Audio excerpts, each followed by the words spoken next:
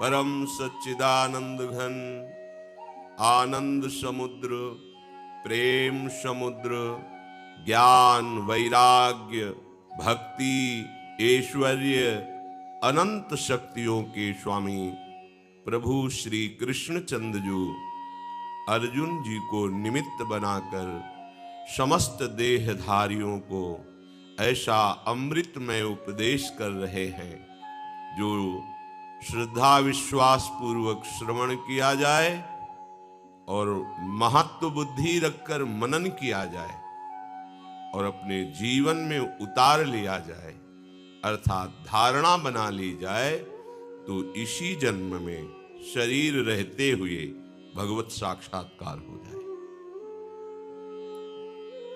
हमारे हृदय में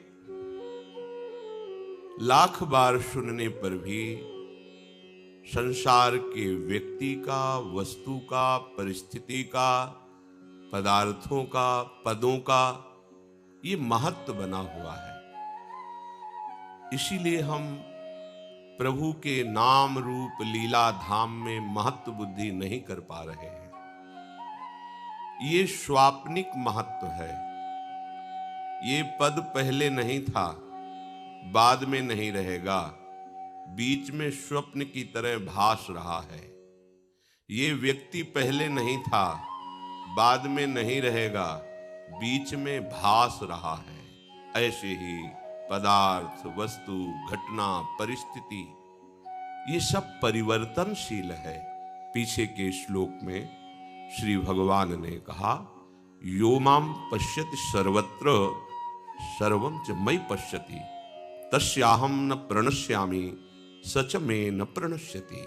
हे अर्जुन, जो मुझे सब जगह देखता है, सब में, और मुझ में सबको देखता है, मैं कभी उसकी आंखों के सामने से हटता नहीं हूं और वो कभी मेरी आंखों के सामने से नहीं हटता।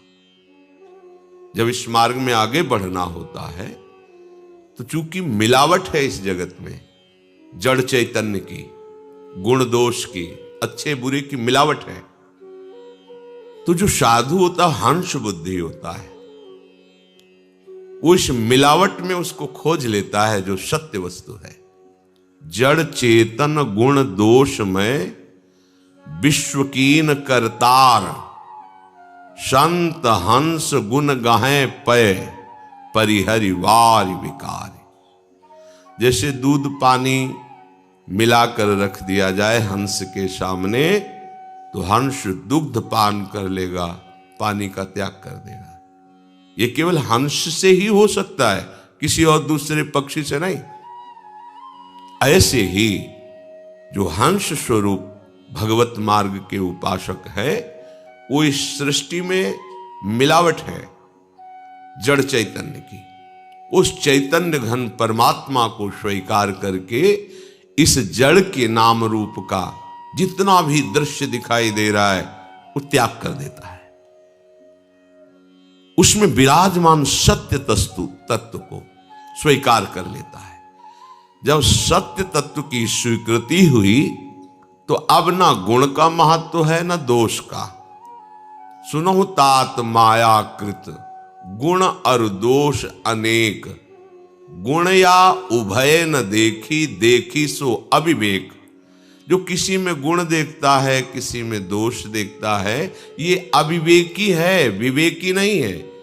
विवेकी तो वही है जो सत्य वस्तु को सब में देखता है। यो माम पश्यति सर्वत्र सर्वं च मयि पश्यति। सब प्रभु में विराजमान है क्योंकि प्रभु महाविराट है, और सब के अंदर प्रभु विराजमान है क्योंकि वो अणो अणियान, छोटे से भी छोटे हैं, और महतो महियान, वो इतने बड़े हैं कि सब अनंत ब्रह्मांड उनके एक रोमकूप में विराजमान आराम से है। वो इतने अणु अणियान हैं कि छोटे से जंतु जिसको सूक्ष्मदर्शी से देखा जाए उसमें भी वो आराम से शयन कर रहे हैं। ये प्रभु का स्वरूप। श्री भगवान कह रहे हैं, सर्वभूति स्थितम यो माम भजत्येकत्वमास्थितः सर्वथा वर्तमानोऽपि स योगी मयि वर्तते। मुझ में एक ही भाव से स्थित हुआ जो भक्त है, जो भक्त योगी है, वो संपूर्ण प्राणियों में मेरा आराध्य देव स्थित है, ऐसा भजन करता है। भजन का स्वरूप केवल माला चलाना ही भजन नहीं है। चराचर जगत मेरे आराध्य देव हैं, ये अनुभूति सच्चा भजन है। और हमने जिसका अनुभव किया उसमें तन्मय हो गए। अपना शरीर, अपना महत्व, अपनी चाह खो गई। जिसको खोज रहा था वो मिल गया, तो जो खोज रहा था वो खो गया। खोजने वाला जिसको खोज रहा था, जब खोज पूरी हुई तो खोजने वाला खो गया। ब्रह्म नहीं, माया नहीं, नहीं जीव नहीं काल, अपनी होश दिना रही। अब एक रहो नंदलाल, ये एक ही भाव। जो भक्त ऐसा देखता है वो एक ही भाव को प्राप्त हो जाता है। और ऐसा एक ही भाव को प्राप्त हुआ, मेरा सच्चा भजन करने वाला वो भक्त संसार में सब कुछ करता हुआ भी वो कुछ नहीं करता, वो मेरे में बरतता है। ये है स्थिति। सब व्यवहार हो रहा है, दिखाई दे रहा है कि ये संसार जैसा ही वर्ताव है, पर प्रभु कह रहे हैं वो संसार में सब कुछ बर्ताव करता हुआ भी वो कुछ नहीं करता, वो मेरे में ही बर्ताव करता है, क्योंकि वो मेरे एक ही भाव को प्राप्त हो गया है। नित्य निरंतर वो मुझ में स्थित है। कैसे? वो केवल प्रभु को देखता है। आहा, तस्याहम न प्रणश्यामि सचमे न प्रणश्यति। मैं कभी उसकी आंखों से ओझल नहीं होता और वो कभी मेरी दृष्टि से नहीं हटता। वो प्रभु की दृष्टि में रहता है और अपनी दृष्टि प्रभु में मिलाए हुए ही सब बर्ताव करता है। तो सब बर्ताव दिखाई दे रहा है, पर वो होता प्रभु में ही है। सब देश, सब काल, सब वस्तु, व्यक्ति, घटना, परिस्थिति में परिपूर्ण परमात्मा ही है, आराध्य देव ही है, प्रभु ही है। वो ऐसे सर्वम का भजन कर रहा है। और ये किसी भी संप्रदाय का उपासक हो, जब तक इस स्थिति को नहीं प्राप्त होता तब तक वो रस में नहीं डूबता। इसीलिए किसी भी संप्रदाय के आचार्य के सिद्धांत को आप देखिए तो सब जगह सर्वानुवस्ततया निरीक्ष, ये प्रेम का महारस स्वरूप प्रदान करने वाले आचार्य के वचन हैं। सर्वानुवस्ततया निरीक्ष और ज्ञान की चरम सीमा में स्थिति प्रदान करने वाले उपनिषद सर्वम खलमिदम ब्रह्म नेह नानास्ति किंचन। उपनिषद कहते हैं सब जगह ब्रह्म ही, सब ब्रह्म है, ब्रह्म के सिवा कुछ नहीं। ईशावास्यमिदं सर्वम यत् किंचित् जगत्याम जगत, जो भी दिखाई दे रहा ईश्वर ही है, ईश्वर के सिवा किंचन मात्र कुछ नहीं है। ये ज्ञान और प्रेम भक्ति की चरम अवस्था। सिय राम मैं सब जग जानी, करो प्रणाम जोरि जुग पानी। अगर ये अनुभूति नहीं तो रस में निमग्न नहीं हो सकता। भक्त रहेगा, ज्ञानी रहेगा, पर अधूरा रहेगा, अधकचरा रहेगा, विषमता बनी रहेगी, द्वंद्व रहेंगे। द्वंद्वातीत अवस्था, गुणातीत अवस्था, भगवत स्वरूप में एक ही भाव की अवस्था, अनन्य गति मति, ये उपासक की तभी मानी जाएगी जैसे श्री हनुमान जी महाराज कहे सब जगह मेरे प्रभु विराज। मति कभी हटे ही नहीं कि मेरे प्रभु के सिवा किसी भी भक्त कहीं भी कोई जो इस अवस्था को प्राप्त है सब अपने प्रभु को देखते हैं। हृदय चिंतित आराध्य देव के सिवा और कुछ नहीं। अगर ये अनुभूति नहीं हुई तो अभी ऊंचाई पर नहीं चढ़े साधना की ऊंचाई में ना पहुंचाने का जो प्रयास है वो हमारी इंद्रियों का है। बहुत ध्यान से एकाग्रता पूर्वक सुनना। जो हम प्रयासरत हैं पर हम साधना की ऊंचाई पर नहीं पहुंच पा रहे, इसमें सीधे अनुभवरा इंद्रियों की गुलामी। धैर्य पूर्वक सावधान होकर श्रवण करें। इंद्रियों की गुलामी, आप अपने को ज्ञानी माने, विद्वान माने, भगत माने, महात्मा माने, वीर माने, कुछ भी, ये गुलामी छूट जाए तो अभी तुम स्वरूप में स्थित हो जाओ। ये जो हमारी 5 ज्ञानेंद्रियां हैं, आंख, कान, नाक, जिह्वा और त्वचा, नेत्रेंद्री, श्रवणेंद्री, घ्राणेंद्री, रसेंद्री और त्वगेंद्री, ये 5 विषयों में, पूरी सृष्टि को इन 5 विषयों में रख दिया गया है। रूप, शब्द, गंध, रस, स्पर्श, ये 5 ज्ञान इंद्रियों के विषय हैं।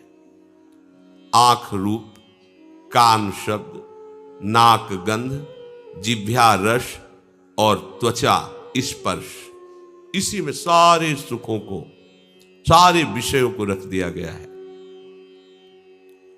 जगत में ये केवल 5 ही प्रपंच का विस्तार किए हुए हैं। कोई इन 5 में फंसा है, कोई एक एक में फंसा है। उपासक को स्वतंत्रता तभी मिलेगी जब पहले शास्त्र और गुरु की परतंत्रता स्वीकार करे। शास्त्र और गुरु का भय, शास्त्र और गुरु का शासन स्वीकार करे तो इंद्रियों के विषयों से हटने का उसको सौभाग्य मिल जाएगा। अगर वो शास्त्र और गुरु से स्वतंत्र है तो इन प्रपंच में वो परतंत्र रहेगा। सिद्धांत है ये। आजकल सबकी यही मांग है कि मैं किसी के अधीन नहीं, मेरा जीवन स्वतंत्र, मैं जो चाहूं कर सकता हूं। स्वतंत्र का हो, इंद्रियों के गुलाम हो, मन के गुलाम हो, विषयों के गुलाम हो। तुम विषयों को नहीं भोग रहे, विषय तुम्हें भोग रहे। विषय तुम्हारे अधीन नहीं, तुम विषयों के अधीन हो, विवेकहीन हो, इसलिए तुम समझ नहीं पा रहे हो। इंद्रियों की, विषयों की, मन की गुलामी को तुम स्वतंत्रता समझते हो। आजकल यही स्वतंत्रता मानी जाती कि जो मैं चाहूं भोगूं, जो मैं चाहूं देखूं, जो मैं चाहूं करूं, तुम मुझ पर अंकुश नहीं लगा सकते हो क्योंकि मेरा जीवन स्वतंत्र है। वाह, कैसी स्वतंत्रता! तुम समझ नहीं पा रहे हो स्वतंत्रता का स्वरूप क्या होता है। सब तुम्हारे अधीन हो, तुम किसी के अधीन नहीं। ये तो कोई महात्मा होता है, ये तो कोई पहुंचा हुआ सिद्ध होता है, और तुम अपने को स्वतंत्र समझ रहे हो। इंद्रियों के विषयों की गुलामी करते हो, मन की गुलामी करते हो, शरीर की गुलामी करते हो और अपने को स्वतंत्र समझते हो। कहते हो हम स्वतंत्र हैं, जो चाहेंगे करेंगे। अरे जो चाहेंगे करेंगे तुम नहीं, ये इंद्रियां जो चाहेंगी तुमसे करवा लेंगी, मन जो चाहता है वो तुमसे करवा लेता है। तुम गुलाम हो कि स्वतंत्र? देखो ना, जो सद्गुरु और शास्त्र की अधीनता स्वीकार करता है वो स्वतंत्रता की तरफ बढ़ता है। जो मन और इंद्रियों की स्वीकार करता है वृत्ति, वो गुलामी है। चाहे जितना बड़ा वीर हो, बाहर विजय प्राप्त करने के लिए दौड़ता रहता है, पर इंद्रियों पर विजय, मन पर विजय तो कोई गुरु कृपा पात्र ही कर पाता है। मनुष्य शास्त्र की बात, संत की बात, महात्मा की बात, ग्रंथ की बात, आचार्य की बात को कहता मैं क्यों मानूं, मैं तो स्वतंत्र हूं। वाह, क्या स्वतंत्रता है। वो कह रहा है मैं स्वतंत्र हूं, घोषणा करता है मैं जो चाहूं कर सकता हूं। जरा धैर्यपूर्वक सोचो, तुम गुलाम हो कि स्वतंत्र हो? गुलाम हो तुम, स्वतंत्र नहीं हो। जब ये इंद्रियां तुम्हारे अधीन होंगी, मन तुम्हारे अधीन होगा, तुम विश्व के किसी भी विषय से प्रभावित नहीं होगे, तब तुम स्वतंत्रता की तरफ बढ़ रहे हो। पराजित होकर घुटने टेक देने वाले को गुलाम कहते, स्वतंत्र नहीं कहते। तुम ये विषय, इंद्रिय, मन, इनके गुलाम हो और भगवदानंद की अनुभूति करना चाहते हो, पहले इनकी गुलामी से हटो। भगवान शंकराचार्य जी से प्रश्न किया गया कि जगत को किसने जीता? जीतम जगत के न। ज्ञान समुद्र है, बड़े बड़े विद्वानों को एक क्षण में मौन करा देने वाले महापुरुष। प्रश्न हुआ, जितम जगत के न, किसने संसार को जीता? कौन स्वतंत्र और विजयी माना जाएगा? उत्तर हुआ, मनो ही एनो। जिसने 5 ज्ञानेंद्रियों सहित मन को जीत लिया, उसने जगत को जीत लिया, संसार को जीत लिया, त्रिभुवन को जीत लिया। बड़े बड़े वीरों को परास्त करने वाला, बड़े बड़े देशों पर विजय प्राप्त कर लेने वाला, वो विजयी नहीं कहा जाता। विजयी वो है जो विषयों के आकर्षण को, इंद्रियों को, मन को जीत लिया, उसे कहा जाता है विजयी। मामूली सा एक छोटा विषय इंद्रिय का तुम्हें अधीन करके पतन करवा देता, तुम्हारी दुर्दशा कर देता। तुम अपने को वीर समझते हो, स्वतंत्र समझते हो। अरे तुम ये नहीं समझ रहे कि कितनी बड़ी तुम्हारी गुलामी हो रही इंद्रियों की। वो जैसा चाह रही वैसा करवा रही है। तुम घोषणा करते हो मैं वीर हूं, मैं उपासक हूं, मैं विजयी हूं, संसार त्यागी हूं। देखो ना, इंद्रियों की, मन की गुलामी से जो मुक्त हुआ, वही तो मुक्त कहा जाता है, वही तो भगवदानंद का अधिकारी होता है। पूज्य श्री भाई जी महाराज कह रहे हैं, मुंबई में एक बड़े विद्वान और ज्ञानी महात्मा वो मेरे पास मिलने के लिए आए। वो बहुत बड़े सम्माननीय थे, बड़ा उनका सम्मान होता था। इतने बड़े वो विद्वान थे कि बड़े बड़े तार्किक उनके सामने टिक नहीं सकते थे। जहां कोई प्रश्न करे तो प्रश्न पूरा नहीं हो पाता था, उत्तर प्रारंभ हो गया उनका उत्तर। परंतु जब वो हमारे पास आए, 1-2 दिन रुके, तो उनकी दिनचर्या देखी। वो इतनी रसेंद्री के वश में थे,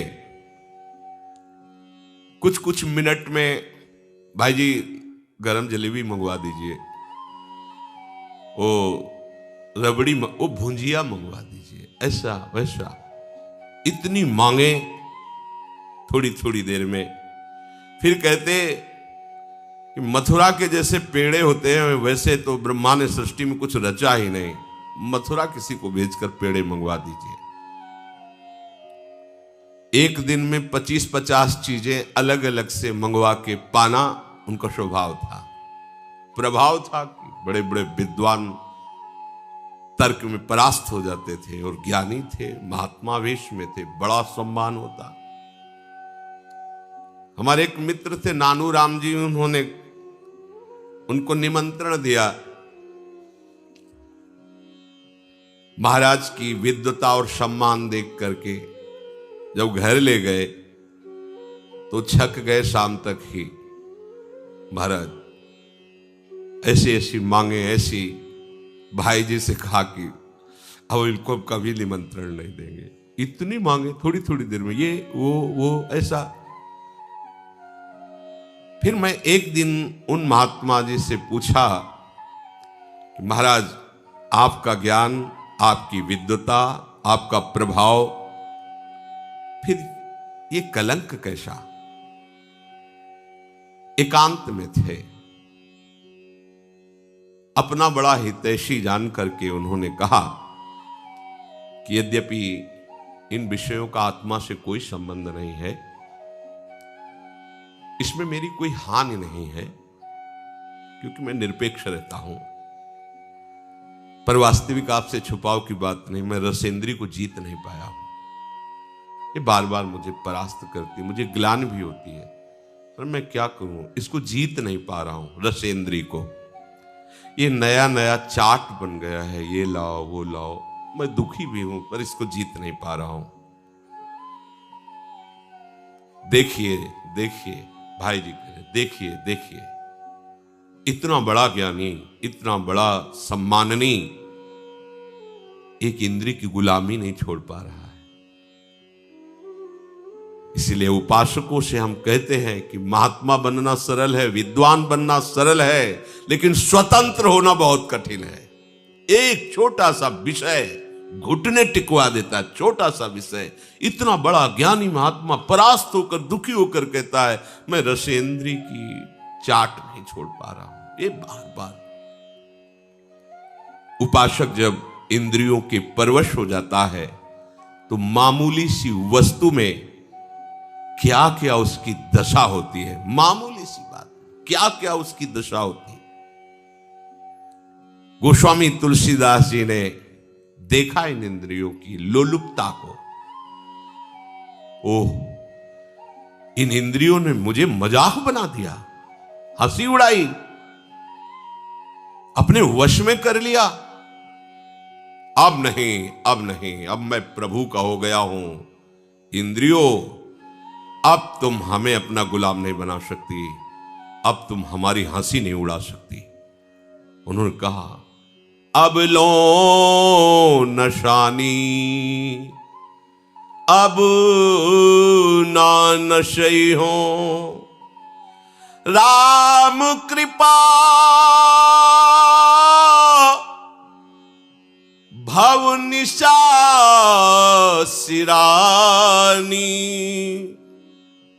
जागे फिरी न डसे हो, अब लो नशानी, अब ना नसई हो, पर बस जानी हंस्यो इन इंद्रिन। अब तो मैं प्रभु का हो गया हूं, निज बस हुए न हंसई हो,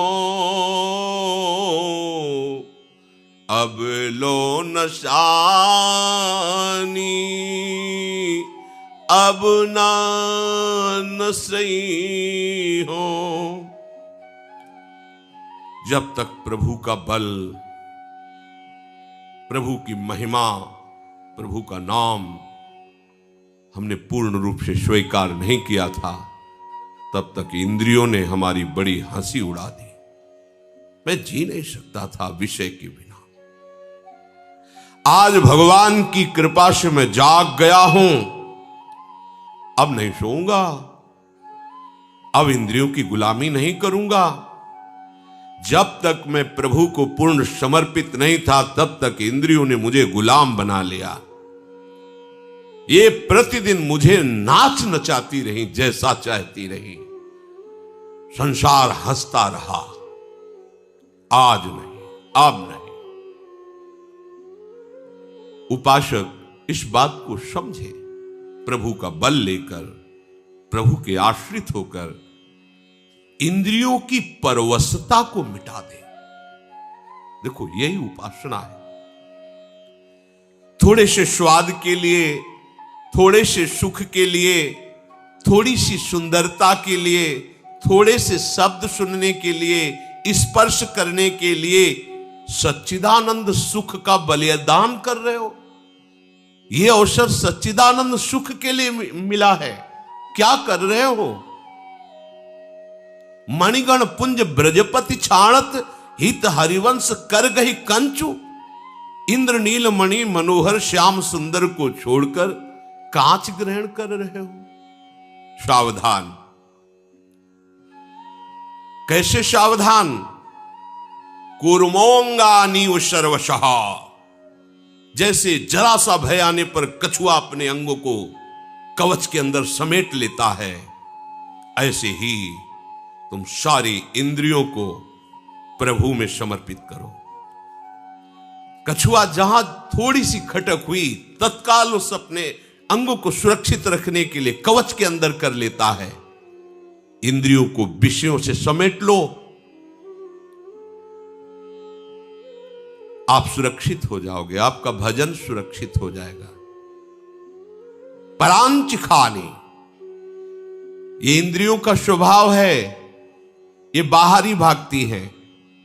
ब्रह्मा जी ने रचना की है बहिर्मुख इनकी। ब्रह्मा ने इनका स्वभाव बनाया है बाहरी विषयों पर जाना, और जो इस स्वभाव को रोक दे वही भाव को प्राप्त होता है। भावोत्सवेन भजताम रस काम धेनुम, पर कठिन है इनको रोकना। क्रम है, सीधे इंद्रियों को वश में नहीं कर सकते। यदि मन बुद्धि के वश में हो जाए तो फिर मन इंद्रियों को वश में कर सकता है। बुद्धि तुम्हारे वश में होनी चाहिए, बुद्धि तुम्हारे वश में, बुद्धि के वश में मन, और मन के वश में इंद्रियां, अब सब ठीक हो जाएगा। सरलता से इंद्रियों को रोका जा सकता है यदि ऐसा क्रम हो। इंद्रियों को हमें जहां लगाना है वहीं लगेंगी, पर उसके पहले मन को ठीक करना है। मन को ठीक करने के लिए पहले बुद्धि को ठीक करना है। बुद्धि को ठीक करने के लिए पहले हमें ठीक होना पड़ेगा। हमें स्वयं ठीक होना। मैं प्रभु का हूं, प्रियालाल का हूं, कोई संसारी नहीं हूं।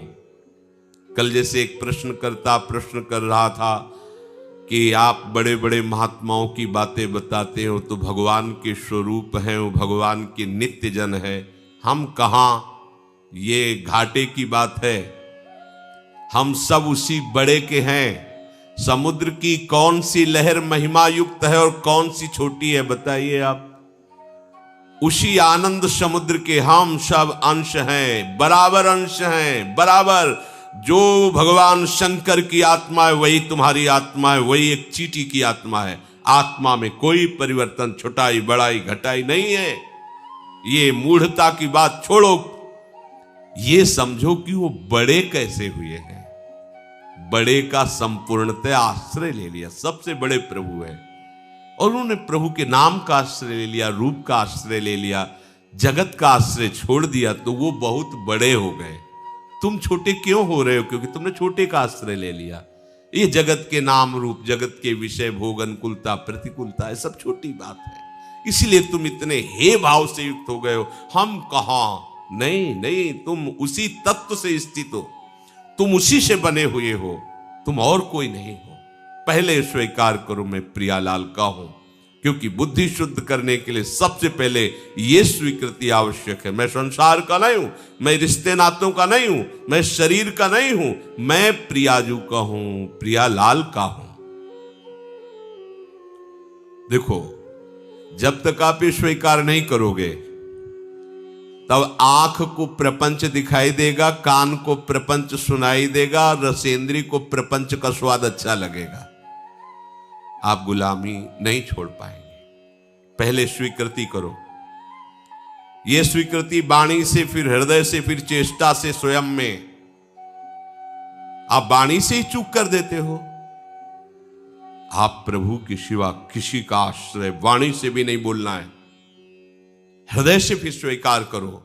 चेष्टाओं में आपके होना चाहिए प्रभु के दासत्व की स्वीकृति भरी चेष्टाएं होनी चाहिए। देखो, आंख का काम है देखना, वो देखेगी ही। कान का काम है सुनना, वो सुनेगी ही। इनको तुम फोड़ नहीं सकते हो। आंखें फोड़ लोगे तो अंदर से नेत्रेंद्रिय अपना काम करती रहेगी। क्या जिनके नेत्र नहीं है उनको आकर्षण संसार का नहीं होता क्या? ऐसा नहीं है। जिनकी श्रवणेंद्रिय नहीं है तो क्या उनको शब्द सुनाई नहीं देता? बाहर का नहीं सुना है, अंदर को प्रपंच चल रहा है। ये आप सुधार करोगे तब होगा। इंद्रियों को तुम नष्ट नहीं कर सकते हो, बाहरी इंद्रिय के द्वारों को तुम कर, इससे होगा क्या? प्रधान बात है इंद्रियों को अंतर्मुख करना, वो होगा भगवान के आश्रय से, उनके नाम बल से। हमारे पास आंख है, कितना बढ़िया है, हम प्रभु के भक्तों के दर्शन कर सकते हैं, प्रभु के श्री विग्रह के दर्शन कर सकते हैं, गंगा यमुना के दर्शन कर सकते हैं, लताओं के दर्शन कर सकते हैं, सब में प्रभु का दर्शन कर सकते हैं, ग्रंथ पढ़ सकते हैं। आंख ने हमारा क्या बिगाड़ा है? तुम इसको जो दिखाना चाहते हो वही वो दिख रही। हमारे कान हैं भगवान के यश सुनने के लिए, भगवान का नाम कीर्तन सुनने के लिए। जरूरी तुम प्रपंच सुनो, गंदी बातें सुनो? ये सब इंद्रियां हमारी बहुत सहायक हो जाएंगी यदि आप इस सूत्र को समझ ले। आप इंद्रिय विजयी हो जाएंगे अगर ये सिद्धांत समझ लीजिए। ध्यान से समझना। देखो, घोड़े रथ में जुते हुए हैं, रथ को खींचकर लक्ष्य पर पहुंचाना घोड़ों का ही काम है।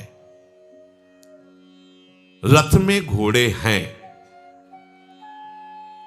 उनमें बहुत पावर है, ये बहुत अच्छी बात है, क्योंकि मार्ग तय करने के लिए मरे हुए घोड़े नहीं चाहिए, पावरफुल चाहिए। परंतु अच्छे मार्ग पे चलाना और बुरे मार्ग पे चलाना यह सारथी के अधीन बात है। घोड़ों को उनकी इच्छा पर छोड़ दोगे तो मार्ग से वो भटक जाएंगे। घोड़ों को सही दिशा पे चलाने के लिए लगाम होती है, लगाम के अनुसार, और लगाम होती है सारथी के हाथ में, और रथी का पूरा जीवन सारथी के हाथ में है। वो चाहे तो गड्ढे में ले जाकर के पूरा का पूरा चौपट कर दे, मरे रथी सहित। बुरा रास्ता या अच्छा रास्ता ये रथी के ऊपर होता नहीं है, ये सारथी के ऊपर होता है। सारथी को ठीक रखना है। अगर जुते हुए घोड़ों की लगाम ढीली हो जाए और सारथी नशे में हो तो रथी का क्या होगा, विचार कर लो। क्या निर्दिष्ट मार्ग पर लगाम छोड़ने पर घोड़े चल पाएंगे? सारथी मद से मतवाला हो रहा है, क्या उसको पता है कि उसका लक्ष्य क्या है? वो भूल जाएगा क्योंकि मदिरा पिए हुए है।